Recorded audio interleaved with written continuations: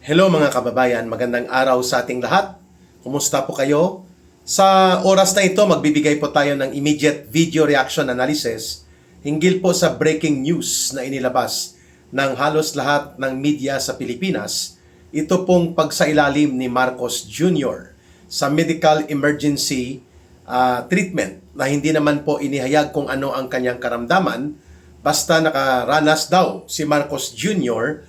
ayon sa statement ng Presidential Commissions or Presidential Communications Office, yung PCO, at ito din po ang inilabas ni National Barker Claire Castro, ang tagapagtahol ni Marcos, that the President underwent overnight medical treatment sa kanyang nararamdamang discomfort, no?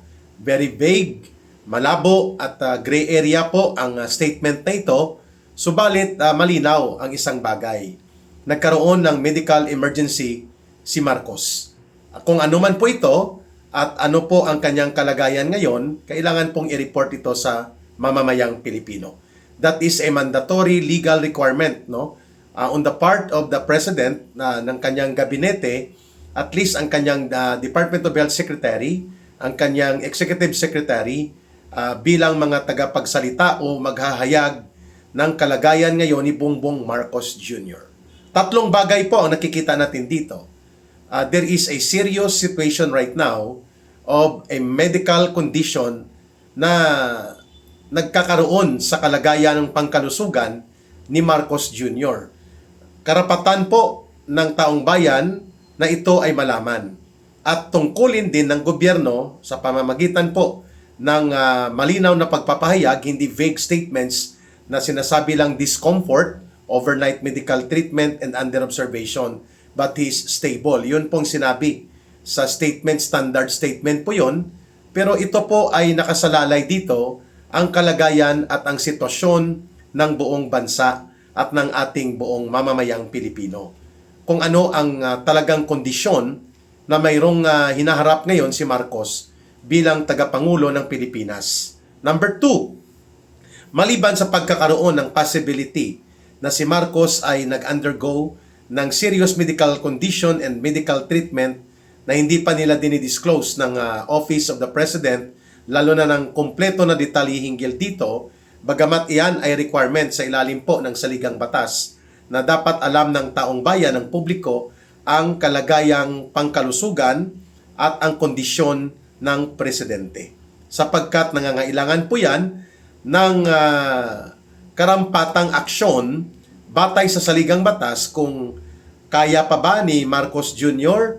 na ipatupad ang kanyang tungkulin at responsibilidad ng naaayon sa nakasaad sa saligang batas o kailangan niyang magpahinga at umalis o magsailalim sa mas seryoso na antas ng medical treatment at nang sa ganun po magkaroon ng temporary transition sa pagkapangulo at papasok po ang Vice President according to what is stipulated and mandated as to the provision of the 1987 Constitution. Kailangan ba ng mahabang gamutan? 3 months, 6 months? Ano po ba ang kalagayan niya? Kailangan po magkaroon ng full disclosure. Ito ang health condition ngayon ni Marcos Jr. Pangatlo, malinaw po na mukhang nag-iepekto na ang binunyag ni Senator Amy Marcos na si Bongbong Marcos Jr. bilang kapatid niya ay nagkaroon po o nagkakaroon hanggang ngayon ng chronic drug abuse problem. Alam naman po natin ang komplikasyon, hindi natin pinapangunahan pero hindi natin yan pwede i-discount sapagkat very vague po ang binabanggit ngayon ng Malacanang hinggil dito. Nagkaroon lang ng medical observation, may medical treatment, at nagkaroon ng discomfort si Marcos Jr. And sa kasalukuyan po ay nagpapatuloy na stable siya at nagde-discharge siya ng kanyang functions and duties bilang presidente. That is very vague, malabo at way klaro ang ganyang pahayag, mukhang maitinatago. So ito po yung pangatlong punto. Nagkaroon na ba ng seryosong epekto sa kanyang kalusugan ang sinasabi ng kanyang kapatid na si Senator Amy Marcos na si Bongbong Marcos Jr. ay lulong sa paggamit ng illegal na droga. Partikular po ang cocaine. Alam naman natin po, ang epekto ng cocaine, pwede ka pong ma-overdose. Magkaroon ka ng massive heart failure. Mamamatay ka o pwede kang ma-stroke. Tataas po ang blood pressure mo at pwedeng magkaroon ka ng paralysis attack at pwedeng maapektuhan ang iyong decision making, speech, at pati po ang iyong motor coordination o yung paggalaw ng iyong katawan. That can become a permanent disability or incapacity to discharge duties and functions of a president. Kaya kailangan po yan ma-disclose, mga kababayan. This is not just about a simple press statement na tatanggapin natin. Ang hinahanap dito ngayon, full disclosure. Epekto ba ito ng sinasabi na illegal drugs abuse? Hindi pwede po maging gray area. Hindi pwede na nakakapasok sa tinatawag na secrecy protection ang health concern about the president, sapagkat ito ay public interest issue at kailangan po yan magkaroon ng full public disclosure. So unahin po natin yung punto kung bakit vague, malabo itong statement. Kaya nga ang sabi ko kanina, may possibility ba na nasa mas seryoso at mas life-threatening o rendering to be incapacitated permanently or long-term incapacity ba ang epekto ng medical condition ngayon ni Marcos? Bakit hindi nyo sinasabi? Ang binabanggit lang, discomfort, under observation, overnight, at kailangan siyang i-monitor pero stable na. So, ibig sabihin, may tinatago. Hindi po isinasaad ng kumpleto kung ano po ang medical condition ng presidente. So, gusto nilang iwasan.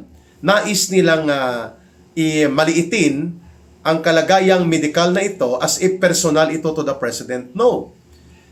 The health of the president is not personal to him only or to his family. It is a public interest. It is the interest of the people sapagkat nakasaad sa saligang batas na kapag ang presidente na nakaupo sa ating bansa, sa ating gobyerno, will be rendered incapacitated or will die in office, ang mag-operate po dito ay transition of power by way of constitutional succession. So, pwede pong buhay nga si Marcos at stable according sa pahayag na ito ni Aling Claire Marites Castro, subalit pwedeng siya ay rendered incapacitated. Hindi makapagsalita. Kapag hindi siya makapagsalita, hindi na nagfa-function ang kanyang brain. Kailangan po ng maayos. So, kailangan niya po magpahinga o that is already tantamount to technical resignation by rendered by way of incapacitation sa kanyang health. Kaya nila siguro itinatago kasi baka seryoso ang epekto po sa kalusugan ni Marcos nitong kalagayan ngayon. Number 2, bakit po kailangan magkaroon ng public disclosure? Sapagkat mayroon pong medical condition na pinaghihinalaan ang mamamayang Pilipino involving drug addiction. At yan po ay mabigat sapagkat ang unang komplikasyon ng drug addiction po ay sa utak. Na-stroke ba si Marcos? Na-paralyze ba ang kalahating katawan niya? Hindi siya makagalaw? Hindi siya makapirma ng maayos? At hindi siya makapagsalita at makapag-process ng kanyang mga sasabihin? At hindi siya makakaharap ng maayos sa kanyang function bilang presidente? Yan po ay malaking katanungan. And it needs full public disclosure. Upang nang sa ganun po, magkaroon na ng opinion na hindi natin pinapangunahan pero dahil vague, dahil po malabo ang paghahayag ng kalagayang medikal at pangkalusugan ni Marcos Jr., malamang po ay may itinatago hinggil sa kanyang capacity to discharge functions. At bakit sinasabi lang na under monitoring pero stable? Ang mga ganyang style po ay mga style palusot. Alam po natin ang taktika na yan.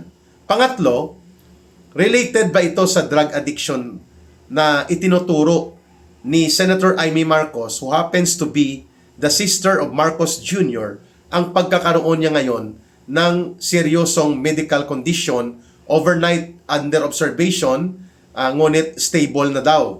So ito po ay hindi katanggap-tanggap na mga palusot at mga pahayag na kailangan pong malaman ng taong bayan. This is, again, uulitin natin, a serious situation kung saan nasasalang po ang ating bansa sa crossroad ng malala at malubhang awayan sa politika at ganon din po sa pagkakaroon ng iskandalo ng pandarambong at malawakang korupsyon na ang itinuturo po ay si Marcos Jr. at sila Martin Romualdez na pinsan niya. So ngayon, kung rendered incapacitated si Marcos at siya ay nagkakaroon ng seryosong medical condition that will prevent him to effectively discharge the duties, functions, and powers and authority of the President, kailangan nating balikan ang operational line of succession na nakasaad sa ating saligang batas. Yan po ang punto natin. Hindi natin po minamasama na magkaroon ng ganitong taktika ang Palasyo ng Malacanang dahil mayroon silang political objective na palabasin na stable si Marcos. Ang minamasama natin dito ay pinagtatakpan nila ang katotohanan na ang taong bayan ay may karapatan na makuha ang kompleto na kalagayang pangkalusugan, medical, physical, and mental condition ngayon ni Marcos Jr. kung siya ba ay fit to discharge and perform the duties and functions of the President o hindi na. Yan po ang punto natin. Wala po tayo ditong malisya o parang minamadali natin na magkaroon ng masamang kalagayan si Marcos Jr. Yan po ay hindi naman katakataka na pwedeng mangyari talaga. Sapagkat ako personally naniniwala ako that he's being a chronic drug addict matagal. Mahabang panahon, yan pong ibig sabihin ng chronic. Mahabang panahon na siya po ay nagdudurog ng illegal na droga, ang stability ng kanyang puso, ng kanyang lungs, at ng kanyang utak, ng kanyang mga primary and principal body organs ay talagang maapektuhan. And there is a big possibility na pwede pong mag-collapse ito o magkaroon ng serious damage that will affect seriously the overall health condition ni Marcos Jr. Yan na naman pong pinupuntuhan natin. Hindi po natin minamadali na magiging malubha ang kalagayan ni Marcos. Ano po ang epekto nito kung pinagtatakpan at itinatago ng mga tauhan ni Marcos, kagaya po nila Aling Claire Marites Castro at ng mga tauhan nila sa PCO, sa Presidential Communications Office, instead ng magsalita dito, ay ang kanyang Executive Secretary at ang kanyang Presidential Advisor sa pagdating po sa either sa national security o kaya sa kalagayan ng kalusugan niya, kasama po ang Department of Health Secretary who happens to be a medical doctor. Ano ba talaga ang antas ng pagkakaapekto ng naturang medical condition na isinailalim sa overnight observation and treatment si Marcos Jr. and yet bagamat stable na, under observation pa. Kasi kung pinagtatakpan ito, ito ay pagtataksil sa taong bayan. Ito po ay pagmamanipulate upang mapigilan sakaling totoo po na malubha at mayroon pong epekto ng pagiging rendered incapacitated. Kung buhay pa si Marcos Jr., rendered incapacitated siya po ay hindi dapat manatili bilang presidente. The constitutional line of succession will immediately take place at manunumpa dapat ang Vice President bilang panibagong presidente. Yan po ay hindi pagmamadali. Yan po ay legal, nakasaad sa saligang batas, at yan pong tamang dapat gawin na ang buong bansa at buong lipunan at sambayan ng Pilipino at ang buong institusyon ng gobyerno at instrumentalidad ng Estado ay hindi po mananatiling hostage sa ilalim po ng isang presidente na naging inutil o naging gulay. Kasi hindi natin mapapaniwalaan ito, ang sinasabi nila Claire Castro, kung ganun po ka labo, hindi klaro.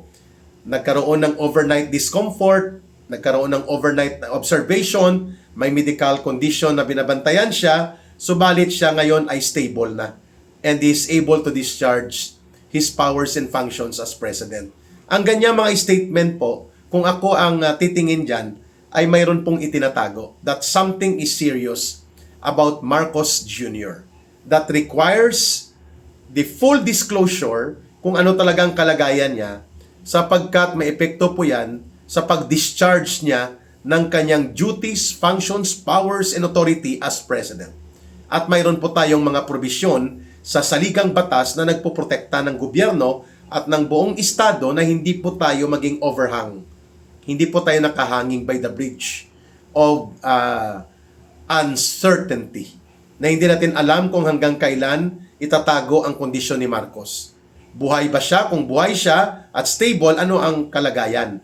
Ano po ang kanyang kapasidad para magpapatuloy na gampanan ang kanyang mga katungkulan, ang kanyang mga obligasyon sa ilalim ng batas bilang Pangulo ng Pilipinas. Ayan. So, antabayanan po natin, the demand of the people is full disclosure of information about the current medical condition of the President, sapagkat yan po ay public interest issue at hindi pwedeng manatili na lihim yan sa taong bayan, sapagkat mayroon pong epekto sa pang-araw-araw na buhay ng lipunang Pilipino at ng ating buong bansa kung ang presidente pala ay tinatago lamang at pinagtatakpan, rendered incapacitated na siya dahil sa kanyang kondisyon medikal o pangkalusugan, kaya na-deny ng tamang pamumuno ang ating gobyerno at nakahanging by the balance of political uncertainty ang mga pag-dispose ng duties and functions of the Office of the President, being the Commander-in-Chief ng lahat ng armed forces natin at being the head of state and the chief architect of the foreign policy and the chief executive of the entire government. Hindi pwede po nakahanging by the balance yan. Ganyan lang naman po ang ating panawagan kung bakit full disclosure of information. Maraming salamat po sa inyong pagsubaybay at pagtangkilik sa ating Ka Eric Celis video analysis at video talakayan. Like and share and promote po ang ating channel na Ka Eric Celis YouTube channel at ang ating mga video analysis at video talakayan. Mabuhay po ang sambayan ng Pilipino, mahalin natin ang bansang Pilipinas. Walang ibang magmamahal nito, kundi tayo ring mga Pilipino. Para sa Diyos at sa Pilipinas nating mahal, mabuhay ang mamamayang Pilipino, mabuhay po ang nagkakaisang sambayanan at ang ating paghahangad ng tunay na pagbabago at kapayapaan sa ating bansa. Bye for now. Ito po si Ka Eric. Magbabalik po muli sa isa na namang next video analysis at video talakayan.